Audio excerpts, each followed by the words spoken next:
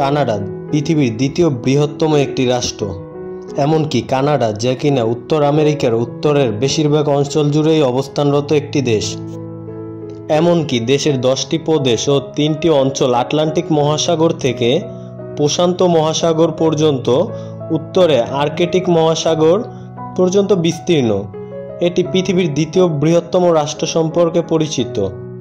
দেশটির রাজধানী অটোয়া, বৃহত্তম নগরী হিসেবে টরন্টো, সরকারি ভাষা ইংরেজি বা ফার্সি।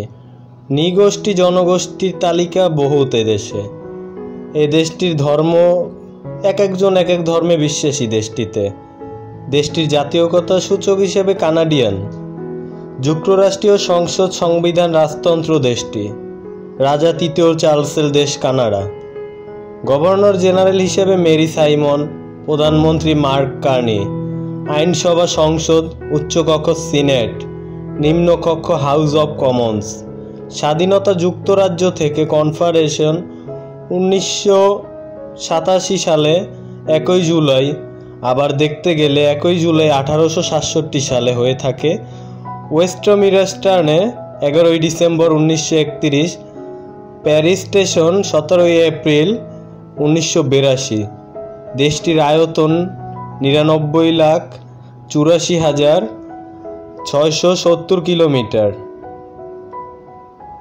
মোট স্থলভাগের 90,507 কিলোমিটার। দেশটির জনসংখ্যা 2016 থেকে 2021 আনুমানিক 3,84,36,447 জন। বিশ্বের মধ্যে 37তম দেশটি। ঘনত্ব 3.92 কিলোমিটার বা 10 থেকে 2 বর্গ কিলোমিটার। 185তম দেশ।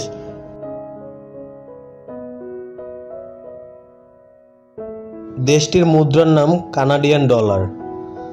দেশটির সময় অঞ্চল হিসেবে দেখতে গেলে ইউটিসি 3.5 থেকে -8, গ্রীষ্মকালীন ডিএসটি ইউটিসি 2.5 থেকে 7। দেশটিতে গাড়ি চালান ডান দিক দিয়ে। দেখতে গেলে আমাদের বাংলাদেশে গাড়ি চালায় বাম দিক থেকে, আর দেশটিতে গাড়ি চালান ডান দিক থেকে। কানাডার অধিকৃত ভূমি প্রথম বসবাসের জন্য চেষ্টা চালায় আদিবাসী জনগোষ্ঠী। পঞ্চদশ শতকের শুরুতে ইংরেজি এবং ফার্সি অভিযাত্রীরা আটলান্টিক উপকূল আবিষ্কার করে।